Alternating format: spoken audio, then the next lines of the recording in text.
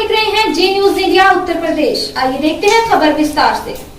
देश बचाओ पार्टी का राष्ट्रीय अधिवेशन एवं कार्यकर्ताओं सम्मेलन भगवती मंदिर केवलपुरी मुजफ्फरनगर के बड़े हॉल में पार्टी के राष्ट्रीय अध्यक्ष जितेंद्र परमार की अध्यक्षता एवं राष्ट्रीय वरिष्ठ महासचिव प्रमोद वर्मा के संचालन में संपन्न हुआ।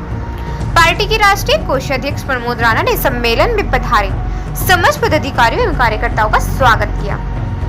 देश बचाओ पार्टी के राष्ट्रीय वरिष्ठ महासचिव प्रमोद वर्मा ने उपस्थित पदाधिकारियों एवं कार्यकर्ताओं को संबोधित करते हुए कहा कि हर्ष का विषय है कि आज पार्टी की स्थापना दिवस भी है।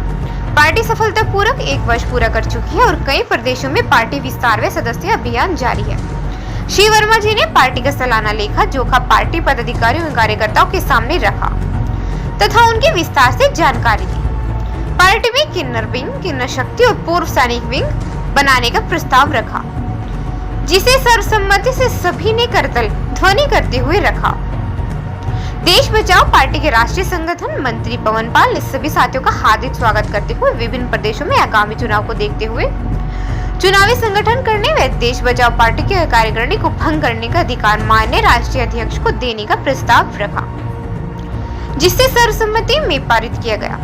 देश बचाओ पार्टी के राष्ट्रीय अध्यक्ष जितेंद्र परमार ने अपने राष्ट्रीय अध्यक्ष भाषण में बताया कि आगामी उत्तर प्रदेश विधानसभा के चुनाव में पार्टी रोजगार के मौलिक अधिकार बनाने, शिक्षा या सम्मान निःशुल्क शिक्षा, स्वास्थ्य सेवाओं को निःशुल्क करने, किसान उद्योग की स्थापना या स्वामीनाथन रिपोर्ट को लागू करने, जनप्रतिनिधियों के वेतन भत्ते न्यूनतम करने तथा पेंशन समाप्त करके महंगाई रोकने के लिए दाम बांधो फार्मूला लागू करने के मुद्दों को लेकर चुनाव में उतरेगी। सम्मेलन में राष्ट्रीय उपाध्यक्ष निधि चौधरी, राष्ट्रीय सचिव राकेश वर्मा, संजीव पाल, विजेंद्र, जितेंद्र, कविता रानी, रुखसाना, रेख, अनुराधा, सर्वेश त्यागी, राजकुमार धीमान, बीसी जोशी, नीरज कुमार, उत्तम चौधरी, जगन्नाथ चौहान, संजय गौतम, रजायुद्दीन, अमित श्री श्रीवास्तव, मीनाक्षी चौधरी, संध्या गोयल, योगेश चौधरी सहित अनेकों वक्ताओं ने विचार रखे तथा समस्त राष्ट्रीय कार्यकारिणी एवं सैकड़ों कार्यकर्ताएं उपस्थित रहे।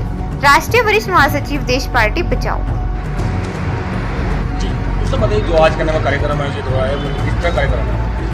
आज हमारा जो कार्यक्रम है देश बचाओ पार्टी का, वो हमारा राष्ट्रीय अधिवेशन है और कार्यकर्ता सम्मेलन भी है। लेकिन कोरोना की गाइडलाइन के चलते हुए हमने इस प्रोग्राम को सूक्ष्म रखा है।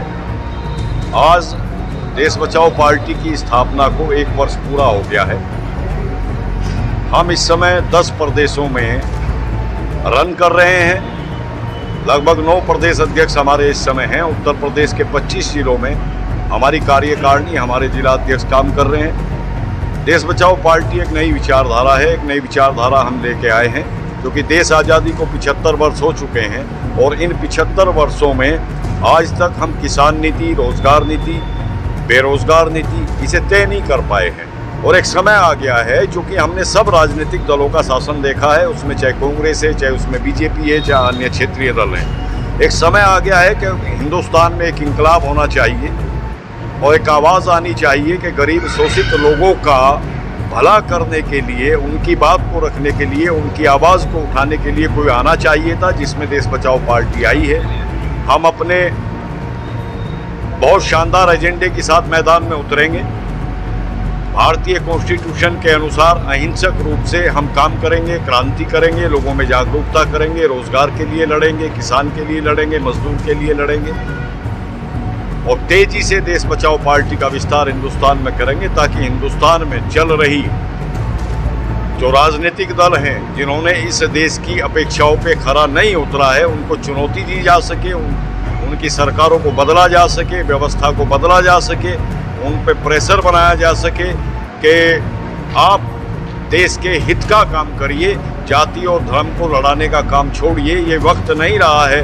भारत इस समय 80 करोड़ गरीब लोगों का देश है। तो क्या आप मानते हैं कि भाजपा जाति लड़ने पर करती है? हम ये मानते हैं कि भाजपा की जो नीति है वो नीति जो है वो देश हित में नहीं है और उस चीज़ को हम खुलेआम कहना चाहते हैं। क्योंकि भाजपा की नीति अगर देश हित में होती तो पिछले 7 वर्ष में भारत की जो जीडीपी है, जो रोजगार दर है, जो मैन्युफैक्चर दर है, वो समाप्त ना होती। मैं समाप्त कह रहा हूँ। और हमारी जो विदेश नीति है, उस विदेश नीति में भी हम सफल नहीं हुए हैं, चाहे वो चीन का मामला है, चाहे अफगानिस्तान का मामला है, चाहे पाकिस्तान का मामला है। तो भारतीय जनता पार्टी का एक सूत्रीय कार्यक्रम है हिंदुस्तान में धर्म और जाति को लड़ाना। अब जाति पे भी आ गए हैं, मैंने इसलिए जाति का शब्द जोड़ा है। अब माननीय प्रधानमंत्री जी ओबीसी की बात कर रहे हैं, ओबीसी जाति गणना की बात कर रहे हैं। अरे जाति गणना होनी चाहिए रोजगार की,